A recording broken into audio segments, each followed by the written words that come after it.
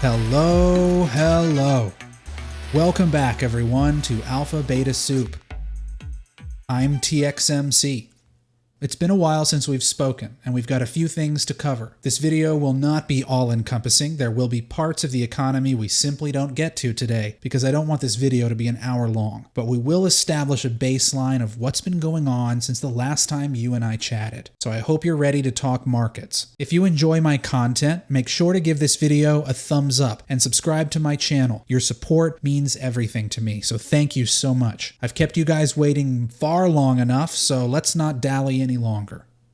So I'm sitting here on Monday, August 29th. The futures markets gapped down when they opened on Sunday, but we see them trying to claw back and close in the gap, both in equities and in Bitcoin. Bitcoin, for its part, hasn't really been doing anything. You know, it had a decent little rally off the lows here, about a 43% rally. If you were trading this, you might have been making some decent gains, but most people were out of the market for this move. And this 43% move pales in comparison to the over 100% move that Ethereum put in, largely because of hype around the merge, and it may be actually happening for once. Who knows? I don't really care about Ethereum, but it had a big rally and it created a lot of momentum on Twitter as well. But Bitcoin, like I said, pretty ho-hum, back below the 200-week moving average, chopping around down around 20,000. There's just no interest in digital corn right now, and I don't know that it's going to come back anytime soon unless conditions largely begin to improve, particularly around liquidity and interest rates.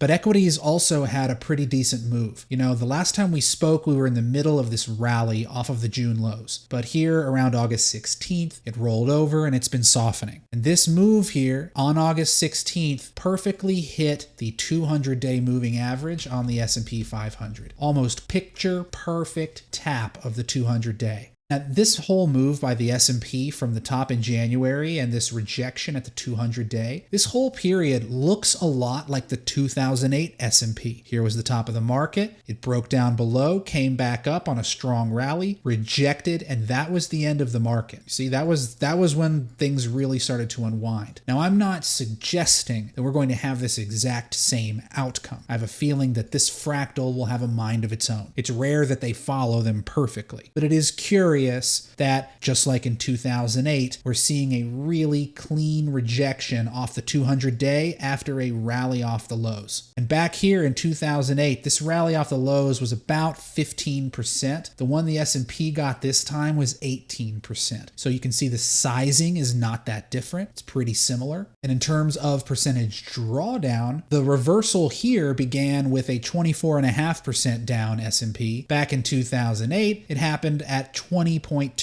So again, comparable proportions, comparable setup, rejection off of the same indicator. Don't know if that means we're going lower, but it is curious. I know that some Elliott wave theorists, like my buddy Blockchain Backer, would probably say that the current fractal is not in the same part of the market cycle as we were in 2008. So that probably means that this move isn't contextually identical to this one, but regardless, there are some similarities, and other people in the market might see this and make decisions based off of it. Something else that had really gained a lot of traction during this rally off the lows was something that was going around on Twitter. And it relates to this tweet right here. I don't know if this is the exact tweet that was creating all the buzz, but this one did get shared a bunch, so maybe it contributed. And what it tries to say is that in the S&P's history, anytime a bear market rallies up to the 50% Fibonacci retrace and breaks above it, it never comes back down lower to make new cycle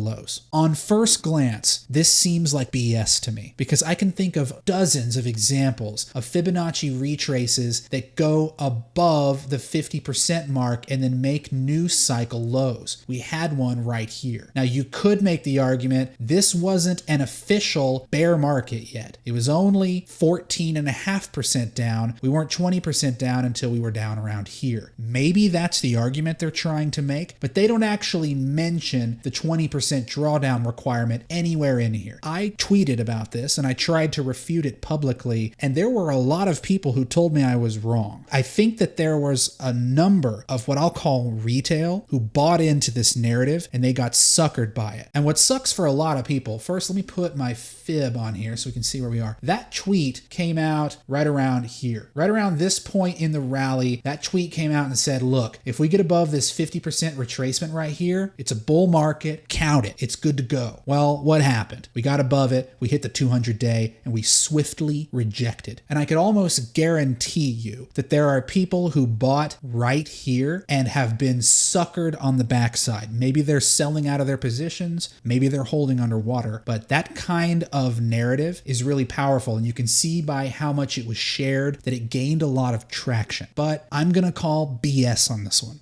There was another narrative as well that I think contributed somewhat. You know, when you become a market participant, you quickly learn that the media doesn't know jack shit about the markets. They are low information participants. In many cases, they're just journalists who are assigned to the markets. They do not have edge. They are reporting on narratives, and the things that they say are often out of sync or simply tone deaf. Once the NASDAQ broke below 20% was this day here in February. Around February 23rd, February 24th, it officially broke below a 20% drawdown. That is the official line in the sand for what the TradFi media considers a bear market. And what do you know? Here on February 24th, the NASDAQ drops over 1% on course to confirm bear market. This is a Reuters story, right? So the media gets out in front of it. They've got alerts set. As soon as equities are down 20%. Hey, Joey, it's time to write a bear market story. Have it by 3 p.m. And that's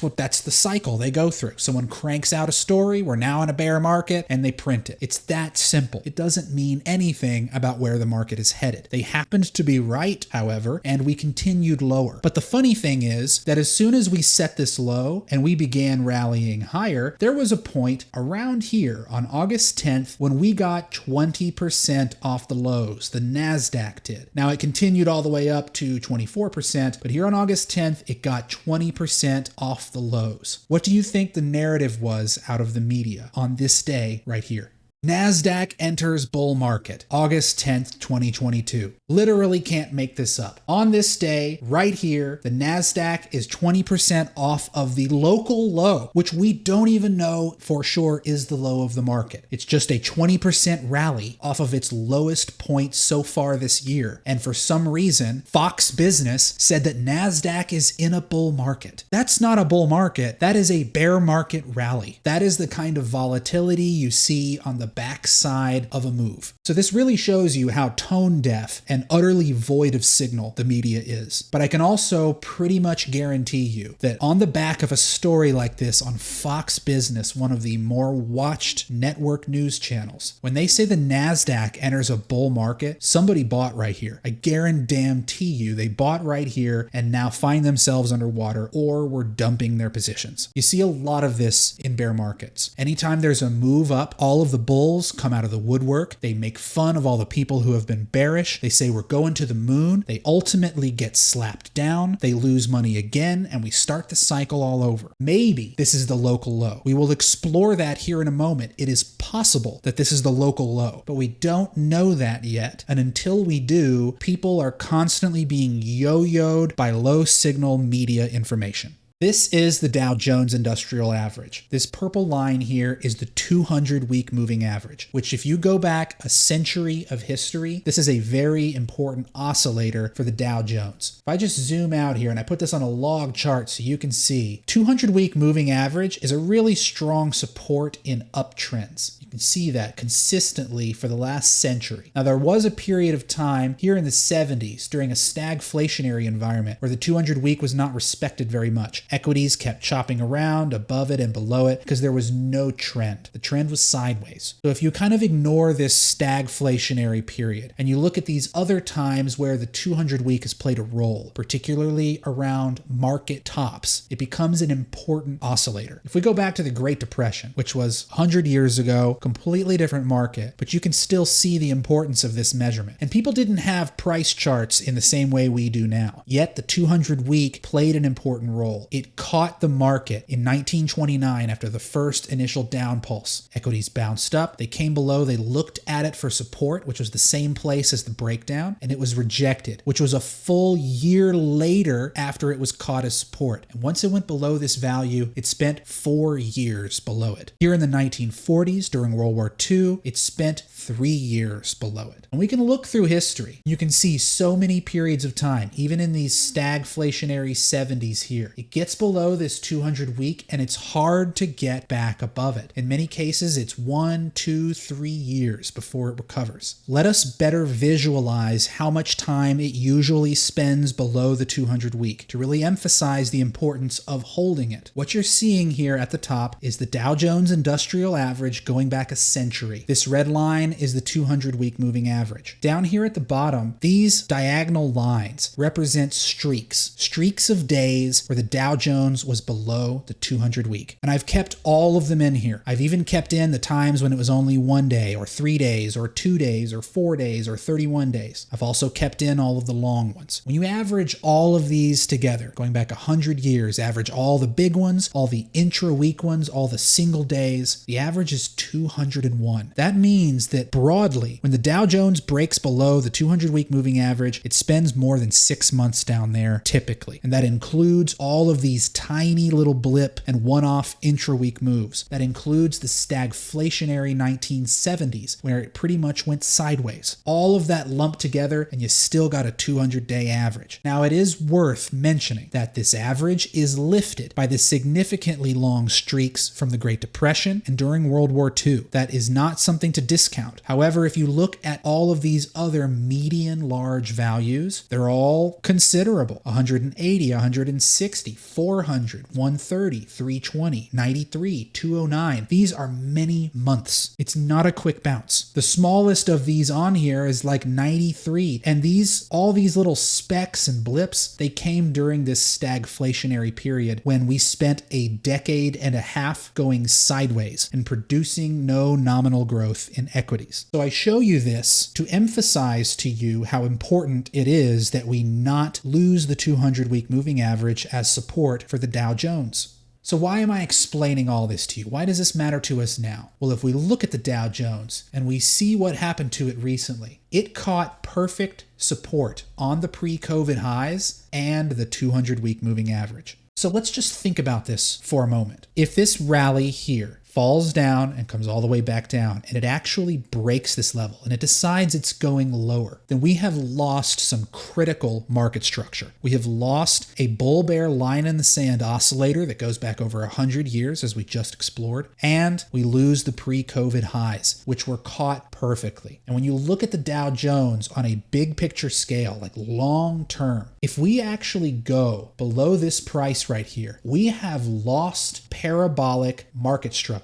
It's broken, and that portends a significantly longer recovery than anyone anticipates. It would not be a swift little dip into the pool. It would be a failure of market structure, and it would likely mean a very long recovery. So what I am hoping for, and what I think we all need to keep our eyes on, is what happens if we come down to this level. As we come down here, will this area hold? Will it remain support and suggest that perhaps this greatest of all asset bubbles has a bit further to go before it ends? I can't say with certainty. I'm laying out for you the steps that are going to have to unfold for me to have that bias. And it starts first with the defense of this level here. So if this rally comes down or never gets to it in the first place and begins to turn higher and we make a higher high without breaking below this level, then I would be willing to say that the bubble is not over yet. Now, I still maintain a long-term bias that we are nearing the end of this economic cycle, of this secular bull market. Whether or not the end is now is the question. Because if the end is now, if we break this level, it's going to be a long, painful recovery. It's not going to be quick and easy. There is not going to be a soft landing. But if we are able to hold this support inexplicably in the face of deteriorating economic data, then that would suggest that the market may hold on a bit longer. We may create new highs, we may not. The chances of that are probably smaller, but we could range sideways. The market does not have to go only down or only up. It can also go sideways. It did that in the 2000s for a decade. This was a different period of time. The market was composed differently. We didn't have as much debt in the system. So the analog is not perfect, but you can see there are times in history where the market simply ranges sideways. It's not that different from what Bitcoin just experienced in 2022. We had a big year-long range. And once it ultimately broke down, we're seeing that longer recovery. Maybe this continues to go on for a while longer. I don't really know. But this example is clear. It's even more clear on the S&P in 2000 and 2007 because it didn't really make a new high during this whole time. It didn't make a new high until we got over here to 2013. This is about a 10-year period. This is a decade before the market saw new highs, and yet life goes on. The economy goes on. So we may be in store for something like this on a smaller scale. It's one of the possibilities I have in mind, but it really begins with what happens here. Do we come down, test this support, and then move on? Or does it fail? Because if it does, that is probably lights out for this bubble. So if it is true that we are going to set new lows and break below this level, then it is very realistic to have the expectation that it will not be a quick recovery, that it could take a year or two or possibly longer, depending on the severity of the move and what catalyzes the breakdown.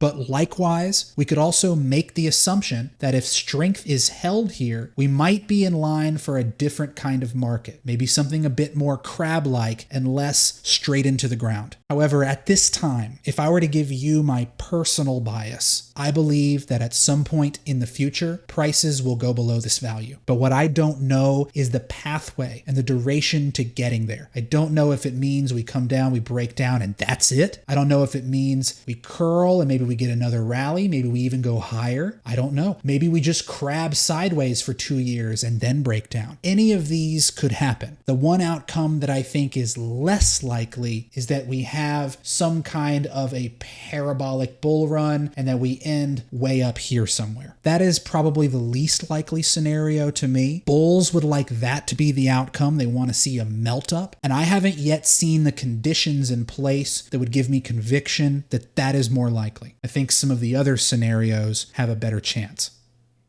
Now, there's another narrative that really took hold during this pump off the lows from June to now, and it had to do with what the Fed said in late July. If you will recall a video previously on this channel called Bad News is Good News, we broke down the FOMC from July, and I explained to you how the market was interpreting Jerome Powell's comments dovishly and that I believed they were wrong. That assessment proved to be 100% correct. We got corroborating comments from all of the Fed governors and from Jerome Powell last week, which we'll explore here in just a moment. If you'd like to watch the video where we broke down that FOMC from July, I will leave a link in the description below to Bad News is Good News. I recommend you check that out. But what happened in July was Jerome Powell expressed data dependency, and he said that they were doing away with forward guidance. They were going to become more dependent on the data at the time of the meeting, and the market interpreted that to be a softish stance. They perceived the Fed to be taking their foot off the gas and easing us into maybe a pause, maybe a slowing down of rate hikes, maybe a wait-and-see scenario. That was not my interpretation of what Jerome Powell said. And during the FOMC, he even expressed that there is a lag in tightening monetary conditions and that the market has not seen all of those effects yet, which hints at a wrong pricing.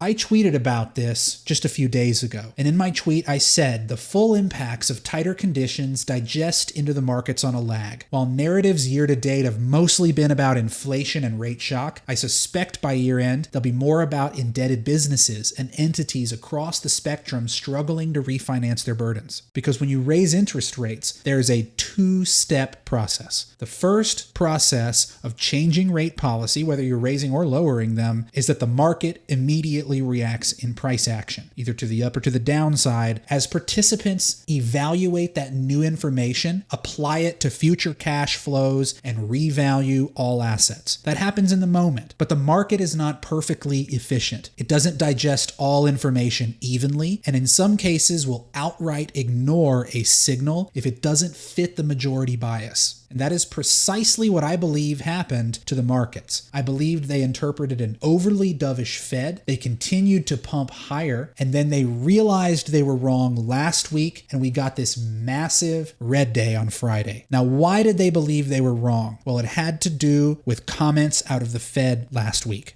This is Jerome Powell at the Jackson Hole Symposium on Friday. So before we got to this moment, almost every Fed governor had been giving various comments to different media outlets throughout the week expressing their hawkishness, talking about how they believed there needed to be more tightening, how the labor market had not cooled off to their satisfaction, how inflation has only come down for a single month and has not been a multi-month process like they said they want to see. And all of that led up to Friday, where the market was really torn on what they thought Jerome Powell was going to say. Now, Jackson Hole is usually a symposium where the chairman of the Fed talks about long-term policy, about philosophical changes over the next couple of years. It's not usually about right now, the next few weeks. But this time it was. He gave a short speech. It's only about 8 minutes long. He mentioned inflation 45 times, and he was very much blunt and to the point about their current stance. Let's play a little snippet of Powell's remarks from Jackson Hole, and then we'll talk about him. So listen closely to what he says.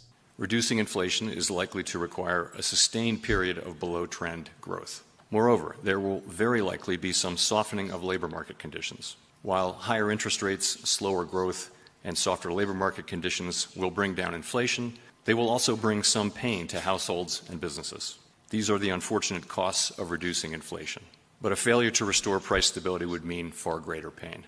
So he says they've still got some more tightening to go. It will probably result in a loosening of labor market conditions. And while it might affect inflation, it is also likely to affect households with some pain. Now, he mentioned pain half a dozen times during these 8 minutes of comments, and he said inflation 45 times. And the message that he was trying to get across was very clear. The market should not perceive us as dovish. We are fully committed to this path. Regardless of what happens to asset prices, we will not stop until inflation has been defeated by our estimations. Now, we could talk all day long about how effective or ineffective rate policy is on dealing with a supply-driven inflation problem. I would be willing to argue that it won't do much in the long term, but you can kill demand in the short term and have an immediate effect on prices. So that's what the Fed is trying to engineer. And if you'll recall from one of my videos a couple of months ago called The Reverse Wealth Effect, which I will leave a link in the description to, we unpacked this thesis. We went through an interview by Jerome Powell in detail where he expressed their plan and the effects that it would have on the economy, particularly on labor. Because there are so many job openings, because we're going through a transformation in the labor force that's really accelerated due to COVID, unemployment is at historical lows. It's down around 3.5%. But because of the delayed effects of tightening seeping into the economy, there are still aspects of this saga that have not yet unfolded, and the market has wrongly priced them. There are still a lot of participants out there that believe the Federal Reserve is swinging to the rescue at any moment. Now, it's possible that they do. It's possible something breaks that is of systemic importance, and they are forced to reverse their policies a bit, but that hasn't happened yet. The economy, while it has bent over significantly, has not yet broken. And we can see that in the unemployment numbers, in the fact that there are still a bunch of job openings for anyone who happens to lose their job. And as long as that dynamic exists and we still see relatively high inflation as we do, it's still over 8%, the Fed is not going to stop. And that is really what I think we got here on Friday. We got the market quickly repricing its previous wrong interpretation. This is why I don't believe in the efficient market hypothesis. This is why I don't think that the market is always good at digesting information accurately. It proves itself to be imperfect all the time. When you look at this price action on a 1-hour chart, this is literally where Powell started talking, right here. And it was straight down for the rest of the day until futures opened opened yesterday and it gapped even lower. And we're now trying to claw back that gap. So this was a swift down move because the market wrongly interpreted the Fed. And in terms of what shoe may drop, if you recall, we have looked at this chart before. This shows corporate earnings, CPI, and unemployment. And when we've explored this chart, what we've really seen is that in periods of high inflation, which are these green bars, you usually see a fall in valuations. This is the price to earnings ratio in red. We are currently in an inflationary regime, the first one in 40 years, and earnings have remained relatively robust. Q2 earnings for S&P 500 was about 8% growth. 74.8% of stocks beat on earnings. Over half of them beat on both sales and earnings. Now, it's important to point out that when you have inflation at the levels we currently do, nominal sales look really good. So companies beating on sales doesn't always mean that they're doing better than they were last year. But the fact that 75% of companies beat on Q2 earnings expectations in the middle of an inflationary spike, which usually sees a fall in price to earnings, this feels like a shoe that has not yet dropped. As those tightening conditions seep down into the soil of the economy, like we were talking about, and earnings begin to soften, margins will get tighter, costs will be cut, and unemployment will rise. None of those things have really happened at scale yet. We've heard about various tech companies announcing layoffs. There have been a few surprise earnings misses, like in retail, because they over-ordered. But broadly, the market still has held up. We've had relatively robust earnings, and that shoe has not dropped. I believe that it will, and I believe that it won't come for a few more months. Q3 earnings are not until October, so it'll be some time before we see if this thesis plays out. But I suspect that if economic data continues to deteriorate as it has been, that the chances of that are better than 50%. And that trend has played out in all inflationary spikes in history. So I would expect it to happen this time. And curiously, when you look out across the Eurodollar futures market, which is where traders speculate on rate policy paths, their expectations there have been all over the place and have changed significantly in the last couple months. So the way this chart is set up, along the bottom we have dates in the future. These are contracts in Eurodollar futures. These are points in time in the future. Each of these lines represents a day in the past and what people's rate expectations were for these moments in the future. So back here in the middle of June, this was the path expectation from September through December of next year. The path expectation was that sometime around March would be the high of interest rates and that we would start to see them come down. This is rate cutting occurring starting after March. That was the belief in mid-June. Fast forward 6 weeks after the next FOMC. This was the one the market wrongly interpreted dovishly. What happened to the rate curve after that meeting? It fell lower and rate cuts were pulled closer into the present. The market believed rate cuts would begin after December, that it would begin from a lower place and go straight down. Well, 1 month later, as of today, that curve looks quite different. It has jumped up almost a full half percentage point, and it is flattened out from March through June before it begins to soften and go down. This suggests that the market is starting to believe the Federal Reserve. You can see back in June, they still anticipated rate hikes, but they thought there's no way they can keep this up. Then in July, they get what they think is a dovish signal. So they lower their expectation of the terminal rate and they pull forward their anticipation of rate cuts. They got excited. Well, now, a month later, digested Jackson Hole. We've already curled off of our bear market rally. And what do you know? The market is far less decisive. They aren't really sure where the beginning of the rate cuts are. But the way that it's changed just from July 28th to August 28th shows that this market is uncertain of the future and starting to believe the Fed. So I'll continue to watch this as something I'm curious to observe as we move forward here. It's very interesting to me to see how much this curve has really moved around in the last few weeks. If anything, I think it exemplifies just how difficult it is to get a read on current conditions because we don't have a one-to-one historical analog. We're kind of like the 70s. We're kind of like the 1940s. We're kind of like the 1920s. We're also got a little bit of 2008 mixed in there. So it's very difficult to know which factor, which catalyst is going to drive the market ultimately in its final direction. And this uncertainty here in the Eurodollar futures market, which is one of the more bleeding edge parts of the speculative market, this uncertainty really shows that hardly anyone knows what's coming up.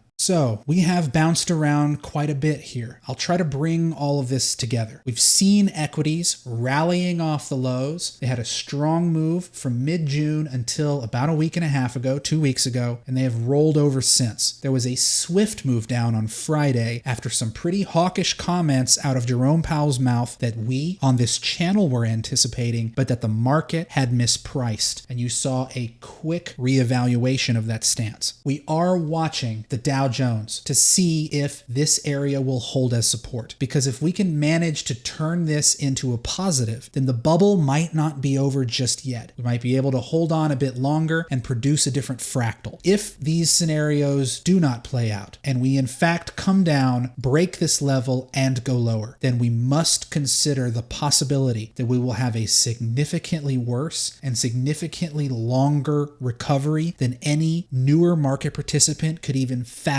So that's something that I have in my mind, and I'd like you to at least be aware of as we observe the markets here. It could take weeks before we have our answer. We don't really know. That's why it's important to outline scenarios. One kind of wild card playing in all of this happens to be what's going on with European energy prices. So electricity costs, particularly year-end contracts and early 2023 contracts, have exploded. In some jurisdictions, they're seeing 20 and 30x energy prices. This is a look here. Forecast UK household energy costs annually. Look at this jump. This is a 2, 3, 4x in costs for UK households at the current trend. This is unsustainable. I'm telling you guys right now, if these costs actually come to pass, the government will be given one choice: subsidize or perish. Because if that money does not end up on a public balance sheet and it instead is levied upon the private sector, impoverished and freezing citizens will revolt against their government. That is how you create civil unrest and catalyze an uprising. No one wants to see that. The government, you can guarantee, is already thinking about what they're going to do about this. They will probably try to subsidize, provide stipends, and take some of these costs onto the public ledger. That's almost their only choice unless they want to face a revolution. But this is placing a lot of downward pressure on the markets. It's having an effect on the euro. It's having an effect on the pound sterling. It's causing the DXY to go higher, which we did not explore much today. We'll save that for a later video. But this could really play a wild card. It's not just about the US economy and our labor situation and our PMI indexes and all that. It's also about the Eurozone and the UK and what they are currently dealing with as far as energy goes. Because whatever their consequences are will spill over into the United States. And I believe that that truth is vastly underappreciated and underreported in American media. So you guys need to be aware of this. The Eurozone is looking at an historically bad energy crisis that could be worse than 2008 for them in a different way because of the damage it causes to their economy. And it will take them a long time to create more energy security for themselves. So this is not going away anytime soon, and the government will have very few options available come wintertime to deal with this problem.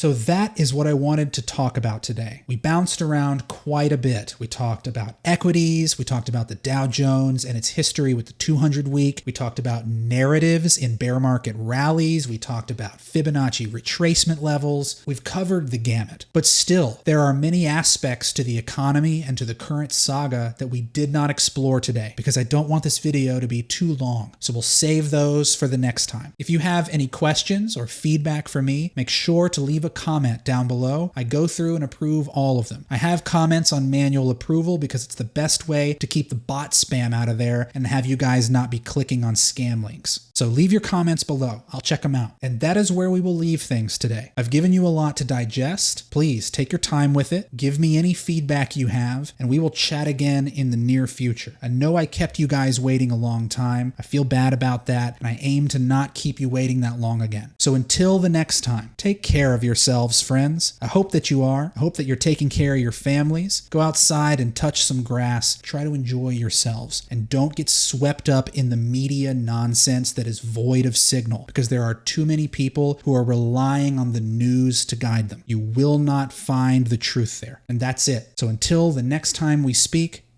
cheers, everyone.